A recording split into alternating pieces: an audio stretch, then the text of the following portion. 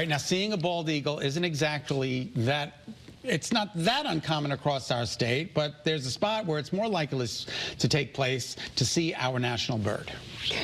Very cool. Lost my eye. You're okay? Yeah, okay. Well, let's go to Marcy Jones. She's live at the FirstLight Shepaug Observatory in Southbury to see if her eyes are in shape. Marcy, have you spotted any of the bald eagles yet?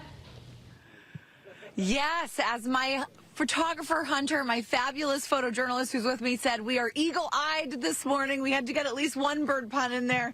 Lucy's heard it all. Lucy Walker has been here with the observatory for a while. We were here a couple years ago with you, and it's just incredible to be out in nature and to see these incredibly majestic creatures when they grace us with their presence. So take us through a little bit. We've got a couple weekends left in the season here. What has this season been like for you? Explain a little bit for folks who have never been out to Eagle View before. What's it like? Thank you and welcome back. Well, we are at the Shepaug Dam on the Housatonic River, and during the winter, bald eagles start flying south looking for fish. Fish is their primary diet, and that's what they get to find here. As the dam generates and produces electricity, it creates, it prevents ice from forming, and that gives them access to open water for them to fish. Right now, we are seeing an adult that flew in not too long ago, and so as visitors come here, they're going to see adult eagles, they're going to see immature eagles. We have yet to have a day that we have not seen an eagle here today. I love that. Never been eagle-less. All right, so Hunter's going to flip around the camera, put it on the tripod there, so just bear with us because we're going to try and see if we can get one of those eagles in our lens.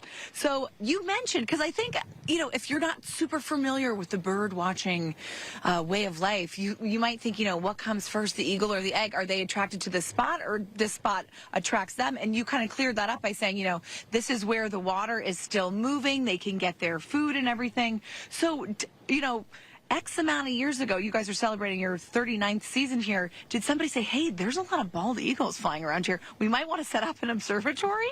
Well, yes. Back in 1985, it was a rare sighting to see a bald eagle, especially in Connecticut. We had no breeding pairs, and they were on the endangered list. So that's exactly what happened is some local birders discovered that bald eagles were coming here in the wintertime. And so at that point, the U.S. Fish and Wildlife got involved. The Connecticut state got involved. And at that point, it was CLMP, and they got involved and said, hey, let's kind of, first of all, protect this area for these migratory bald eagles, because it's a symbol of our country. We need to protect and hopefully help this bird recover. Yes. And then what better way than to let the public enjoy the sight of a bald eagle, and that's how this came to be. I love it. Now, as far as any kind of research gathering goes, or any kind of, you know, marking down who we see and when, does that happen here, or is it really just kind of taking them in and making sure that we know where everybody is? No, every day we do a daily count. Okay. Yes, so I do have a record of how many eagles we've seen and what the weather's like, so that we can go back and kind of get a historical view.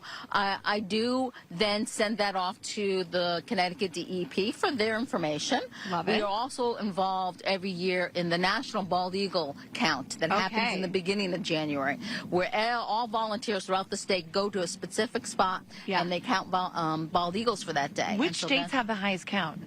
Which states have the highest count? Well, do you know? I don't know off the top of my head, but Florida has Alaska, you're saying? Alaska. Oh, look at this guy. Yes. Yeah. Alaska, obviously. But Florida actually has a very high population. Oh, wow. As well. That is so interesting. I always learn something very interesting when I come here. All right, well, we've got a lot more. We're going to see you guys over on the wax in just a few minutes. Stay with us. Lucy, we've got a way for people to come and join, right? Yes, we do. You can find us on Facebook. Bald Eagles is our page, and right there'll be links to our reservation page. It's free to come. You just need to make a reservation. Fantastic. Thank you so much, guys.